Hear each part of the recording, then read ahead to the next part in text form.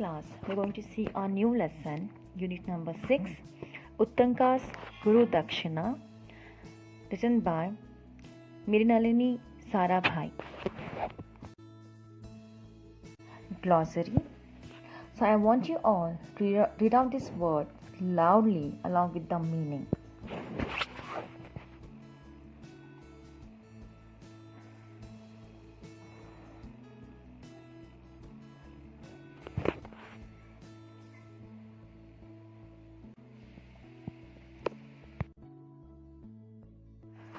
Let's start our lesson. Paragraph 1 and 2.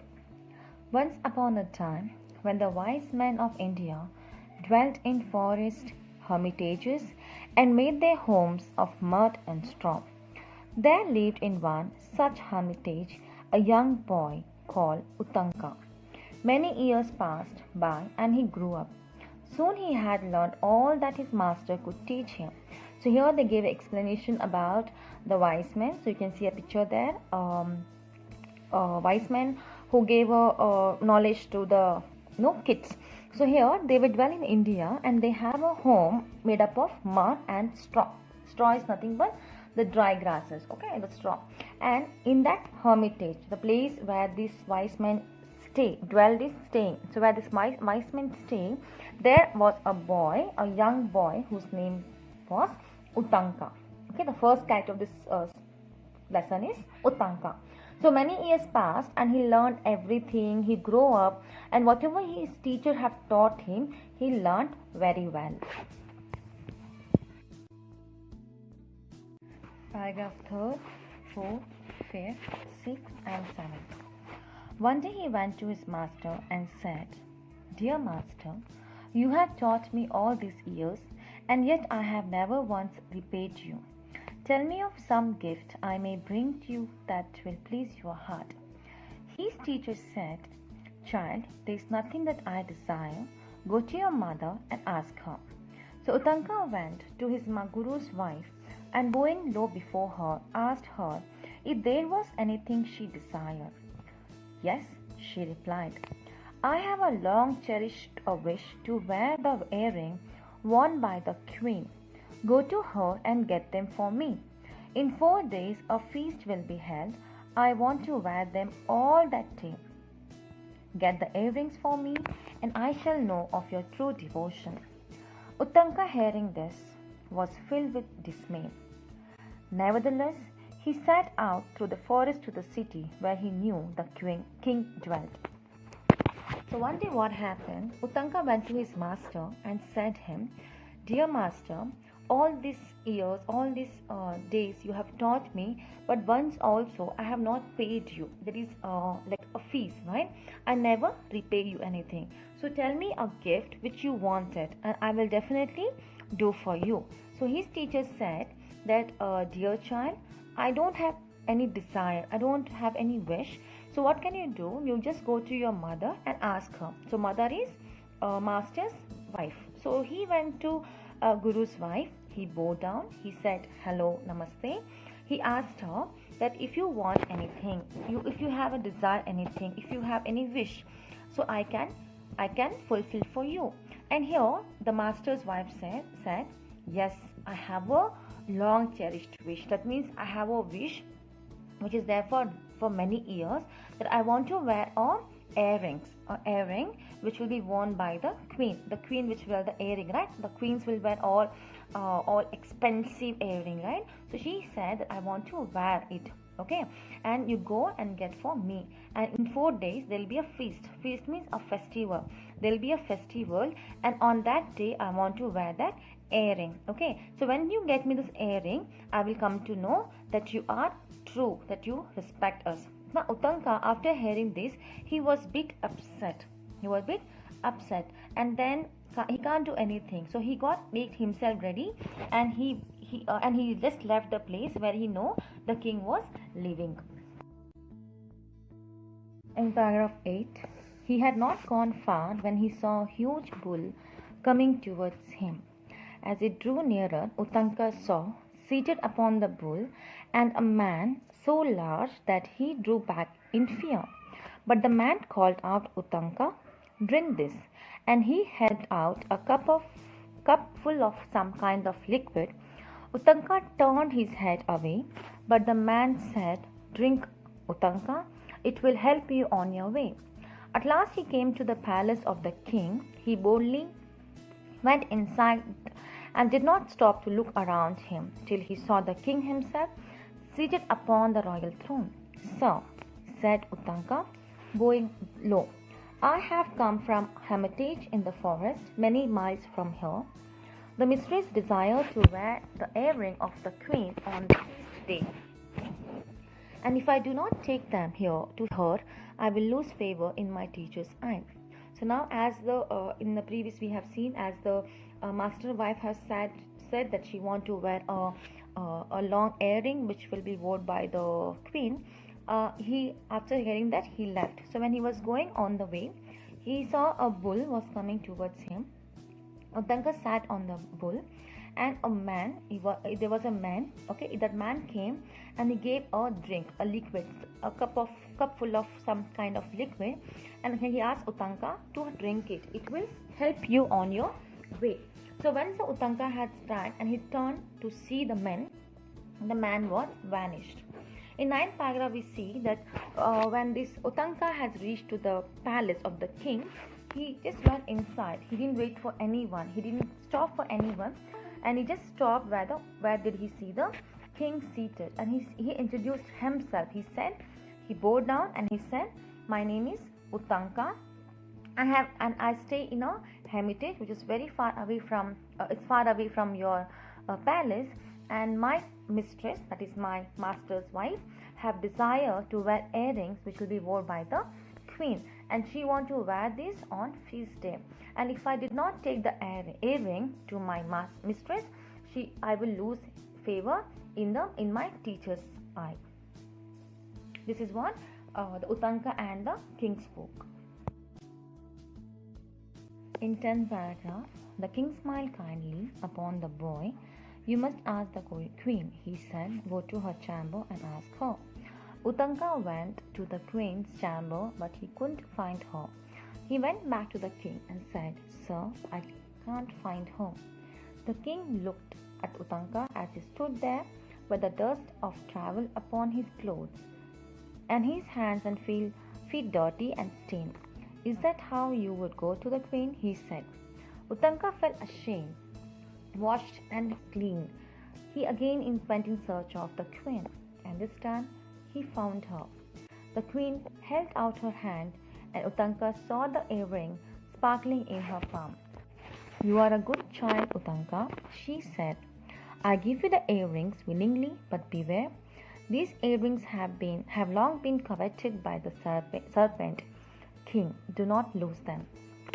Here, in 10th paragraph, when Utanka goes and meet king and asks for a earring, he kindly smiled and said, "You should go and ask queen, not me." And when he went in search of the queen in her chamber, he couldn't find her. Then he came back to the king and he said, "I couldn't find her." So he saw him from up to down, and he saw that he was fully covered with his dust on his clothes. The hands and feet were dirty, and then he asked, "This is how you're going to meet queen?" And Utanka felt ashamed. He washed, he got fresh, he got clean, and again he went in search of the queen. And this time he found her in her chamber, and the queen has held out, in the photo you can see the queen have held out her hand, and in that Utanka saw the earring which was shining, sparkling, shining, and she said, "You are a good child, Utanka, and I will give this earring by my wish. Willingly I am giving you this earring, but beware, because the king serpent king, he wanted to have this earring for so many years, and please don't lose these earrings." 15th paragraph. Utanka thanked her and started for home. Dusk was falling and he was tired. Leaning against the trunk of a tree, he rested. Placing the earrings on the ground beside him, suddenly he saw a man. A hand snatched the earring and disappeared. He sprang to his feet and turned round in time to see a man dressed in rags running through the forest. Utanga ran after him as fast as he could when suddenly a man changed into a snake which wriggled in a hole in the ground. Utanga was greatly distressed, for, try as he did, he could think of no way to get through so small a hole. He sat down to lament his fate when an old man appeared before him. "Do not worry, my son," he said. "I have come to help you." Even as he spoke, there was thunder and lightning, and a great thunderbolt fell. The whole earth shook with the force of it. Suddenly, all was quiet again. But next where Utanka stood was a big hole in the ground. So now when Utanka was going back to home after receiving the earring from the queen, he felt tired and he was he wanted to sleep. He wanted to take a rest for a while. So he leaned against a trunk of a tree. He kept the earring placed on the ground, and he suddenly slept off. Suddenly what happened? He saw a hand which just grabbed the earring, okay, and disappeared. And when he suddenly got up and he tried to run after him, and as fast as the Utanka can run, he ran, and suddenly the man turned into the snake and he went into the ground. You can see a picture there. And Utanka was very much upset that what he will do now. And it's a small hole, and he can't do anything. So he sat down with a worry. And suddenly what happened? An old man appeared, and he said, "Don't worry, my son, I will help you. I have come here to help you." And he has observed when the old man was talking, there was a thunder, lightning, and a great thunderbolt. The whole earth was shook with the force of it. But after some time, the whole earth has become calm as before, and suddenly Utanka has found that he was in a big hole in the ground.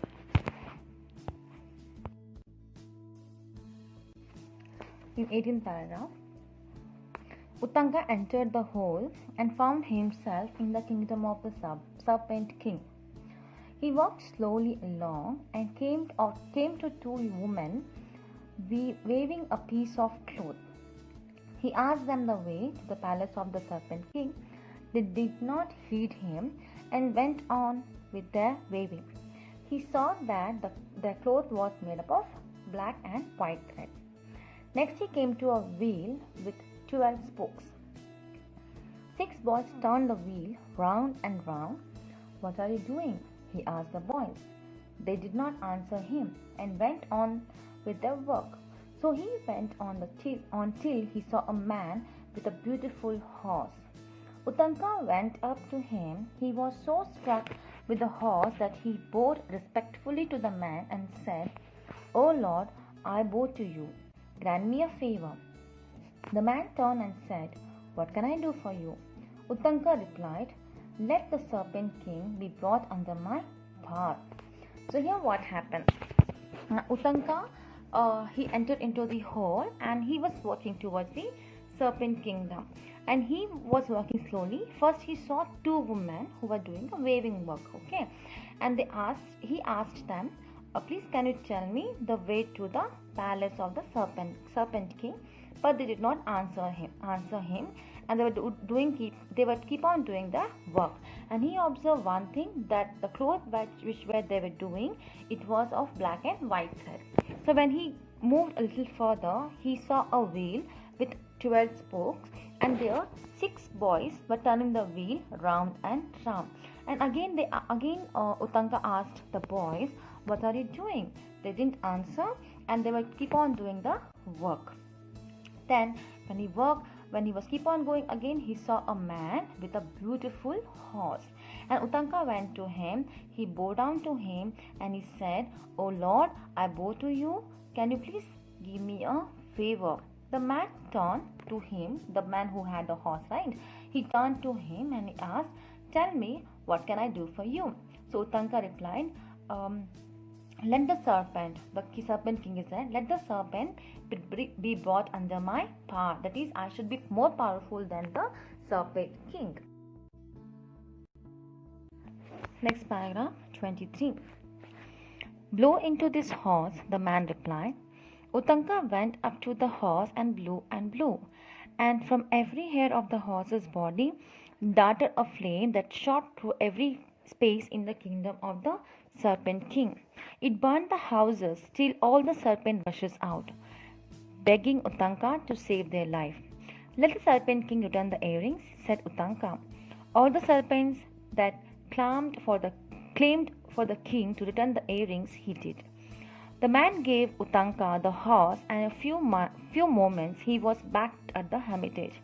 Just as in time to give the earrings to his guru's wife to the feast, she blessed him for his great courage. So in this paragraph we have seen that Utanka asked help from a person who had an old man who had a white horse. So he said, blow into the horse. So he was keep on blowing. So all the hair of the horse body had been torn into the flame and was burning the palace, the serpent's palace.